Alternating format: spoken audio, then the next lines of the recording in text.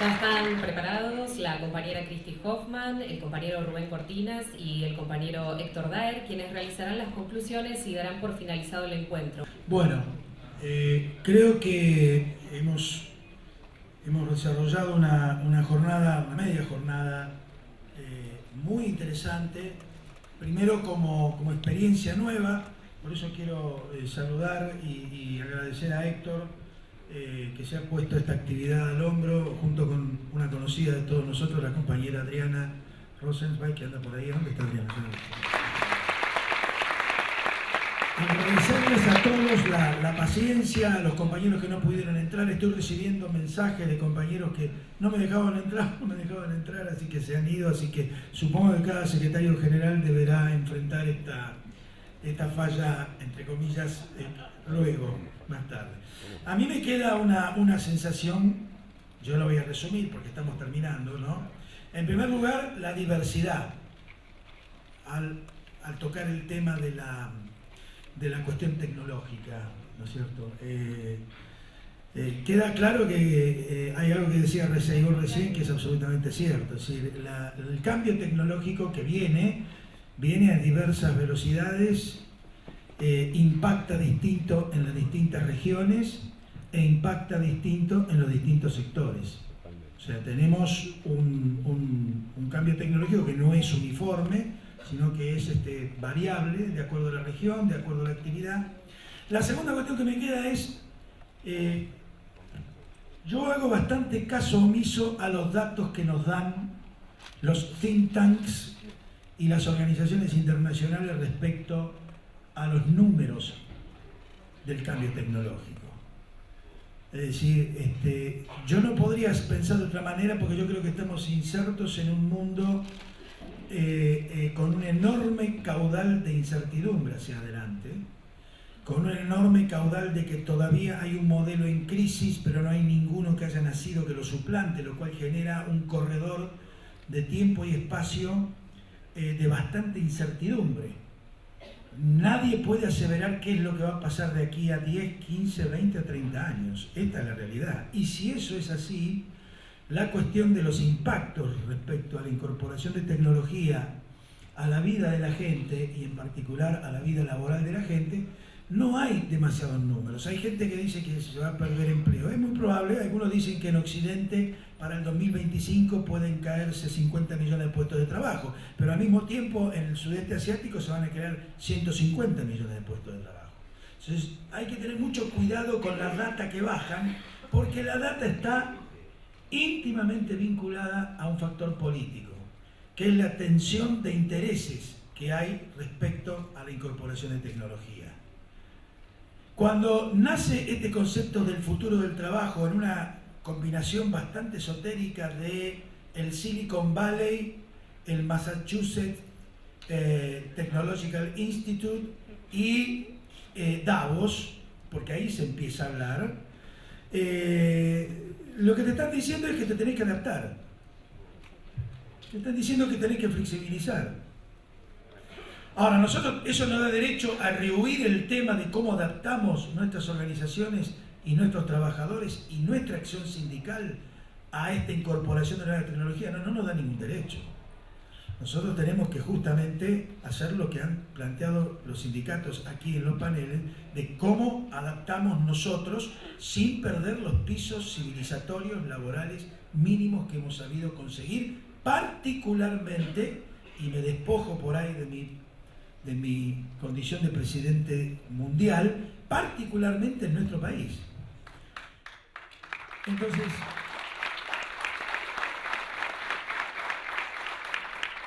yo creo que estamos frente a un tema eminentemente político. Político partidario puede ser porque se acercan las elecciones, pero fundamentalmente político. No estamos frente a un problema técnico o frente a un problema tecnológico. No estamos frente a esto porque revoluciones tecnológicas ha habido a lo largo del desarrollo de la humanidad. No tiene esto que frenarnos, no tiene esto que congelarnos, no tiene esto que decir estamos al horno, como dicen nuestros jóvenes. No.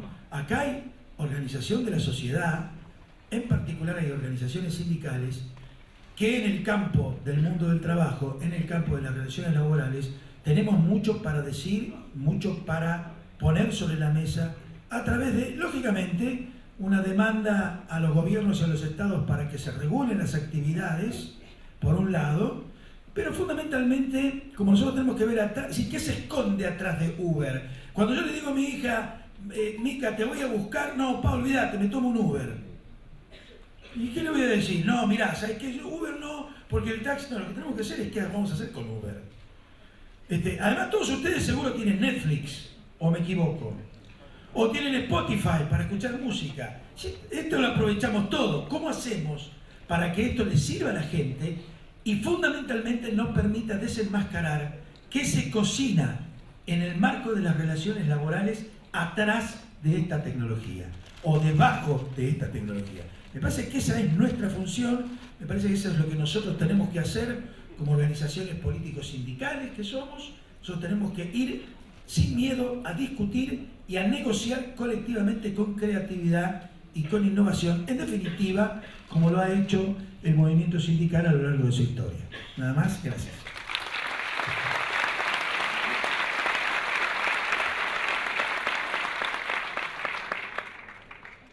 So that was a very rich discussion today, and I just want to wrap up with my own personal story with technology, because I started out my work in a jet engine factory making parts for jet engines on a big lathe, about 5 meters tall. And the work for me, at that time I was a smaller woman, and the work for me was hard physically because I had to turn the wheel all day, 8 hours, and very precise. But you know, I was okay. But then they one day brought a machine to my factory, and the machine was a digital machine where I had to push the button, and I didn't have to turn the wheels. I had to do a lot of other things, measuring, and at the end of the day, it wasn't so much faster than a hand machine. But for me, it was made a big difference in the quality of my day, because it wasn't so physically hard, and it wasn't so dirty, and it wasn't so unsafe. And I worked there for 8 years. So now I had a union, and my union contract said that new technology had to be negotiated with the union to make sure the impact on workers was managed.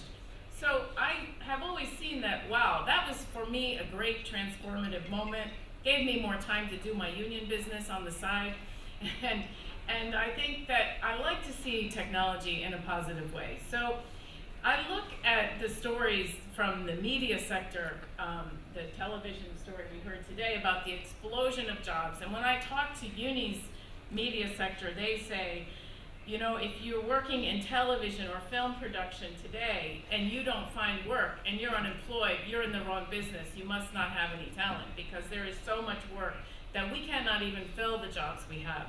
That's the most positive story that we have at UNI. But you know, we have a very rich variety of industries in UNI, and you heard today that every industry has a different impact. It's not the same anywhere. But everywhere we are fighting against, as one of the panelists said today, we need to fight against the destruction of jobs, while at the same time we fight against the degradation of jobs. And those are our twin goals. We have to do both. And we also have to use 2 tracks of how are we going to do this. One, we have to change the rules. I agree with Sergio when he said it's about politics. Yes, we have to have political solution to some of these problems. We should be able to regulate outsourcing or the use of agency work or the unregistered work. There are political solutions for all of these issues, and that's key. But at the same time, we have to use our power at the bargaining table, because we do have power, and sometimes we underestimate how much power we have and the ability that we have to affect these changes. So I was really happy to hear all the stories about training, where that's happening, in finance, in home care, in cleaning.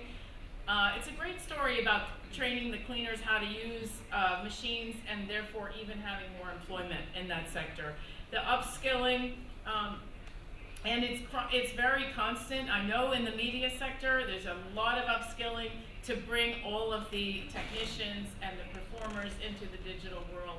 but that is happening on an ongoing basis. Fighting against informality in care, that's going to be one of the big frontiers that we have. Home care is going to explode. How do we bring all of these informal workers into a formal structure? How do we change the playing field so that that we lift up everyone and we make care good jobs? Because care is a gender issue. It's a gender issue so that women can join the workforce because they don't have to worry about care, but also it's a gender issue because many of the jobs are held by women and they need to be good jobs.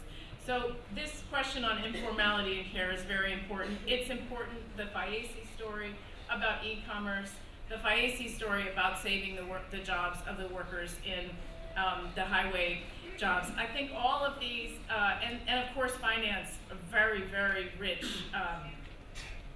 complex implementation of technology in finance. But we are, in fact, in some cases in finance, able to train workers who are displaced for other jobs. As Sergio mentioned, there are other jobs in finance. So it's a complex set of issues, but we're all tackling it in the best way that we can, or making efforts to confront these issues, and as we do as trade unionists, looking at them on a day-to-day basis. How are we going to represent our members?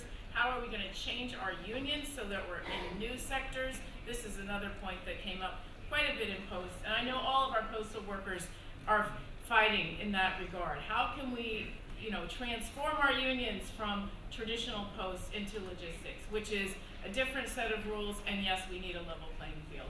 So I think it was really a great discussion from my point of view, and I just probably should stop talking now so I can turn this over to our leader here, Hector. But I want to thank you all for participating and taking your morning out to be here, and I think we're really doing all great work together. Thank you.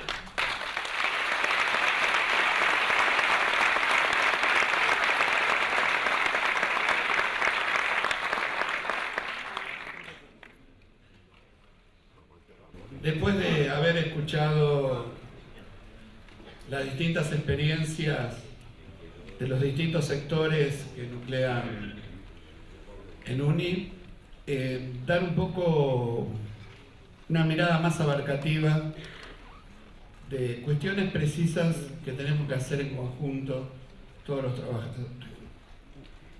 Primero que nada, entender que esto es política, que se trata de debatir un país y no solamente el futuro de alguna actividad. Por eso voy a empezar por un tema que es la educación.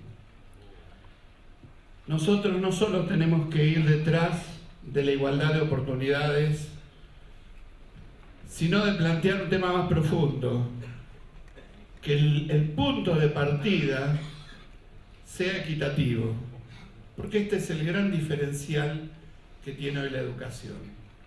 Todos los chicos pareciera de que tienen la posibilidad de ir a la primaria, que tienen la posibilidad de ir a la secundaria. La realidad que si no tienen la misma alimentación, si no tienen la misma base de sustentación social, familiar y de alimentación y salud, es imposible que esos chicos tengan las mismas oportunidades. Y digo esto porque en el futuro, donde estamos debatiendo la llegada de nuevas tecnologías acompañadas de mucho conocimiento, la educación no puede mirarse como una cuestión de privilegio, sino tiene que mirarse como el factor que nos da la posibilidad de igualar sociedades. El segundo tema es como usuarios de la tecnología.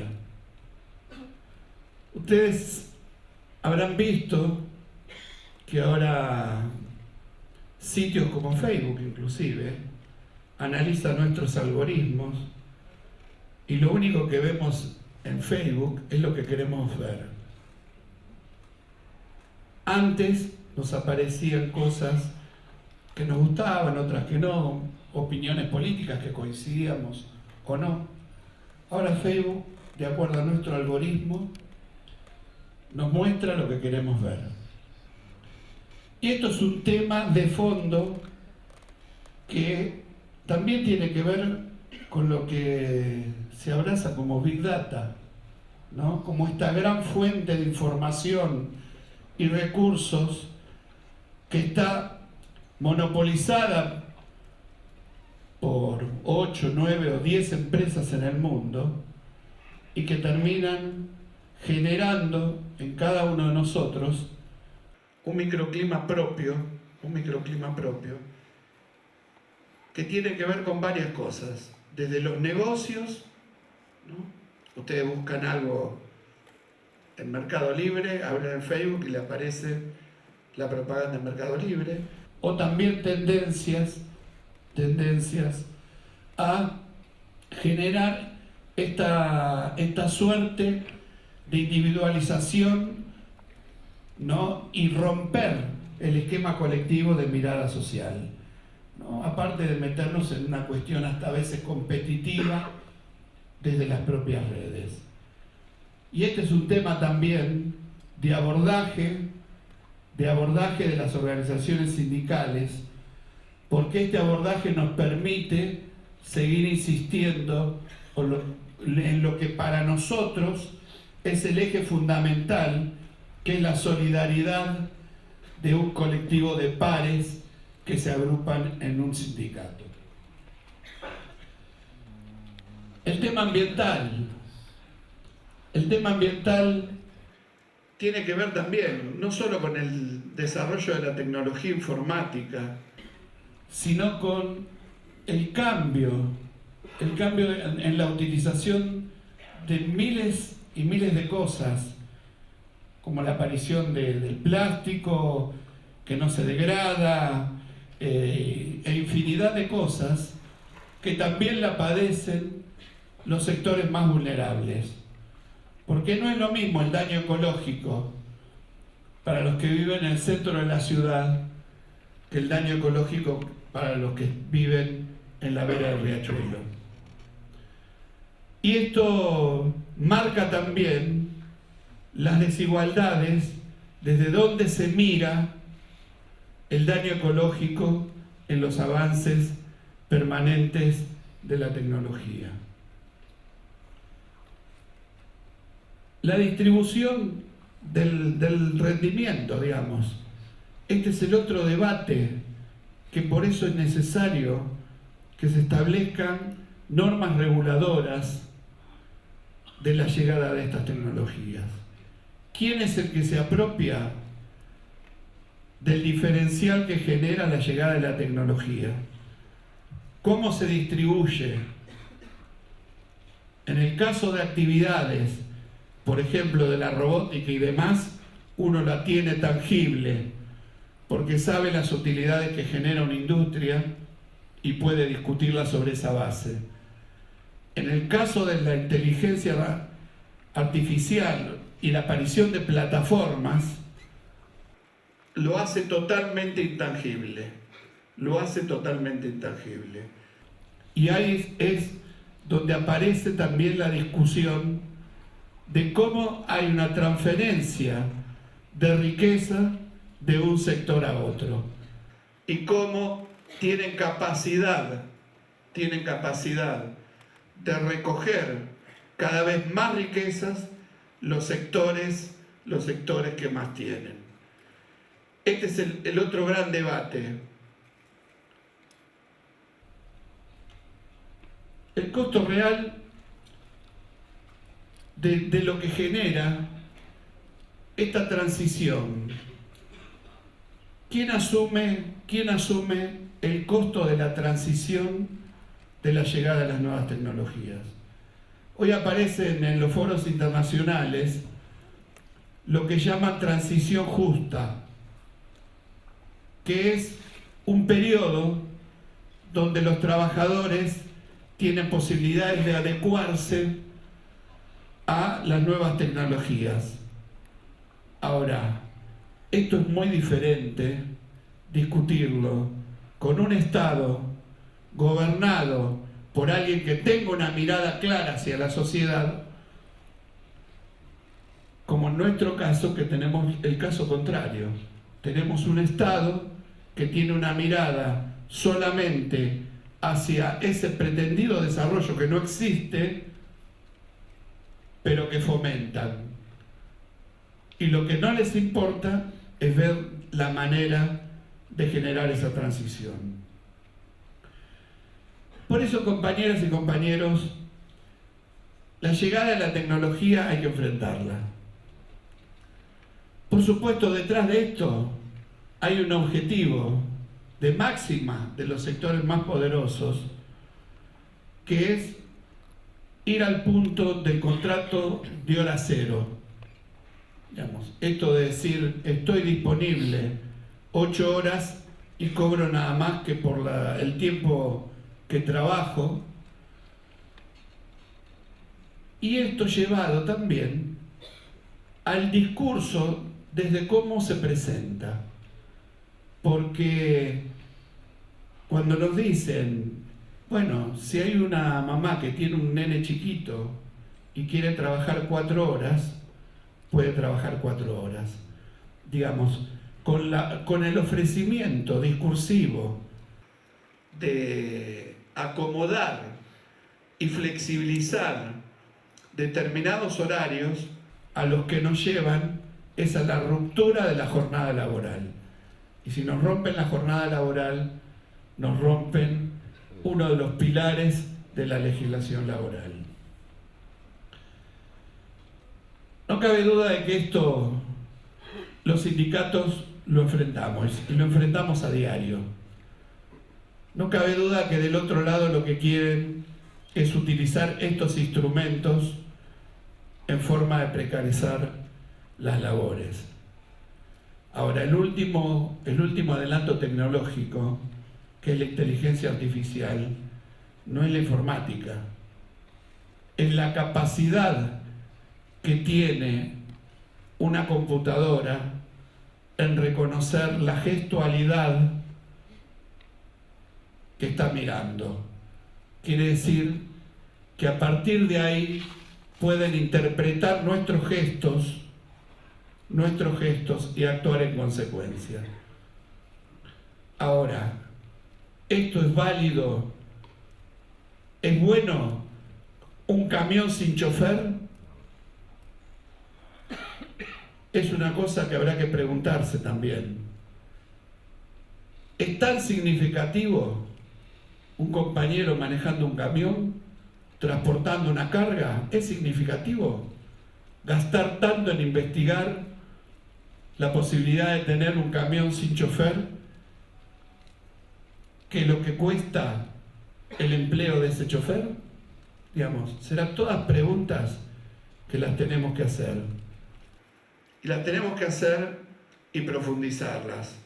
Por eso, cuando hablamos de UNI, estamos hablando de debatir estos temas en todos los foros internacionales. Porque la realidad de nuestro país no es siquiera la realidad regional. Yo les voy a contar algo. Vengo de Brasil y hablaban de la reforma previsional. Y los compañeros me decían, no podemos admitir que se jubilen con 60 años y 20 años de aporte. Y yo lo primero que dije, digo, bueno, pero si alguien se jubila con 60 años, me parece normal. Toda la zona norte de Brasil, la expectativa de vida son 65 años. Y estamos hablando de un país pilar en la región, pero también pilar en las desigualdades. Y después de casi 16 años de buenos gobiernos de Lula y de Dilma, no se pudo dar vuelta a esta realidad. Fíjense por qué aparece la destitución de Dilma, la cárcel de Lula y la llegada de Bolsonaro. Digamos, porque el perfil explotador es profundamente importante. ¿qué es lo que tenemos que hacer? Y profundizar la sindicalización. Profundizar el contacto con nuestros compañeros.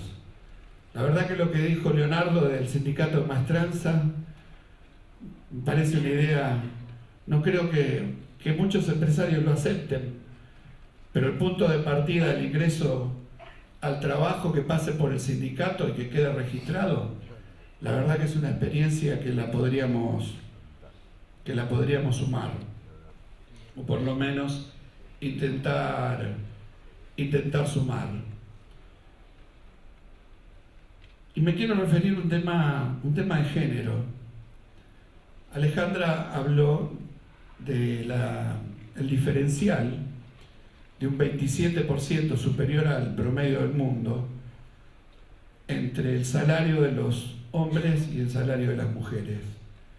Y ahí también tenemos que validar el convenio colectivo de trabajo, porque en la Argentina y en el mundo seguramente pase lo mismo, no hay ningún convenio colectivo que establezca un salario diferente a la mujer y al hombre.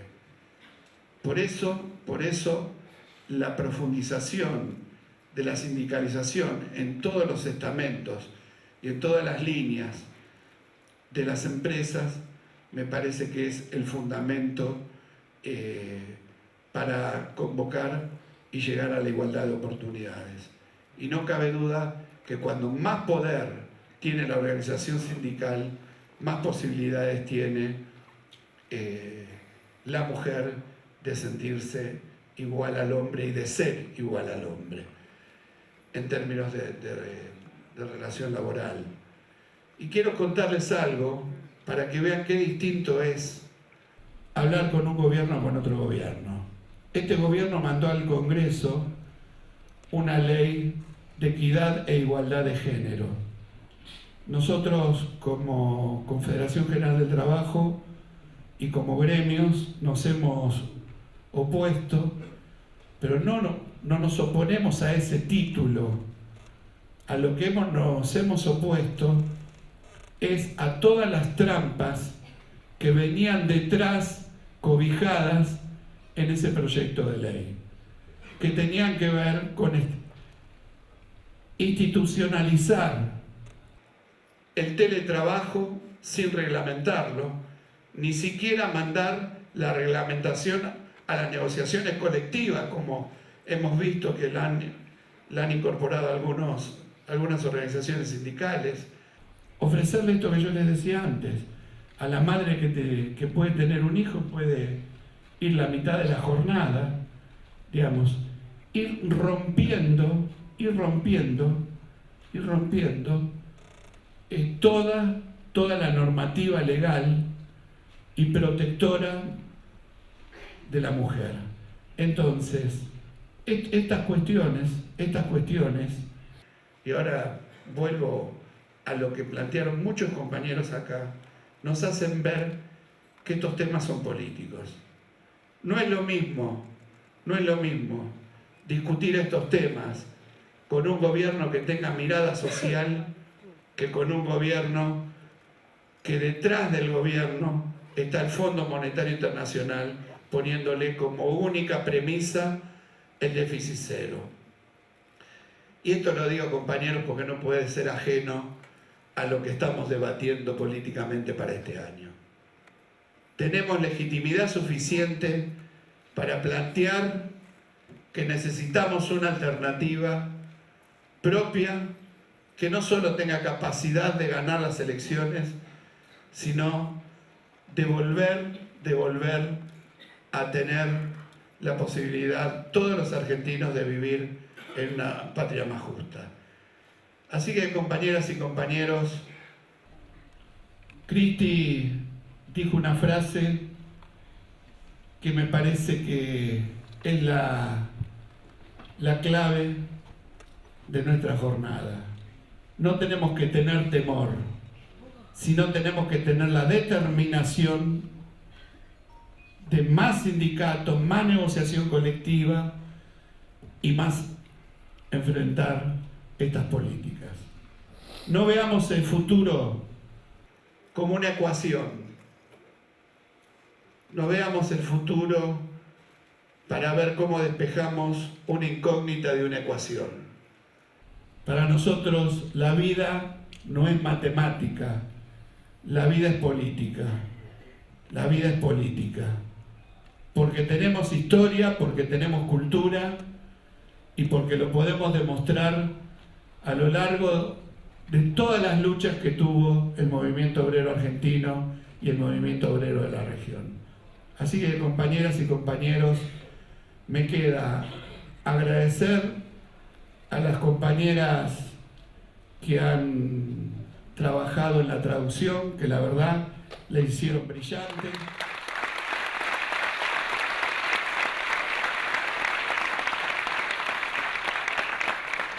Agradecer a todos los sindicatos de UNI en la Argentina que han tomado esto como propio y hoy hemos tenido muchos secretarios generales en el estrado y otros en el auditorio buscando lo mismo, recoger experiencias que nos sirvan a los trabajadores. Agradecerles a todos los compañeros y compañeras del grupo de WhatsApp 18 de marzo, que armamos, que son los compañeros y compañeras que trabajaron en todo el armado, están todos los chicos que tuvieron todo este trabajo. Y por supuesto, agradecerle muchísimo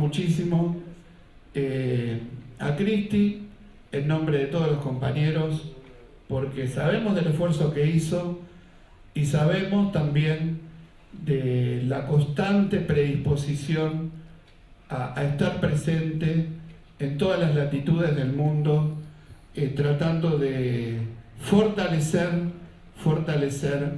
las organizaciones sindicales, fortalecer UNI, porque de eso se trata. Nada se resuelve en los umbrales de nuestra empresa, de nuestra región o de nuestro país. Las discusiones cada vez se tornan más complejas y más globales. Así que por eso decirte gracias por estar y por el esfuerzo y gracias a todos.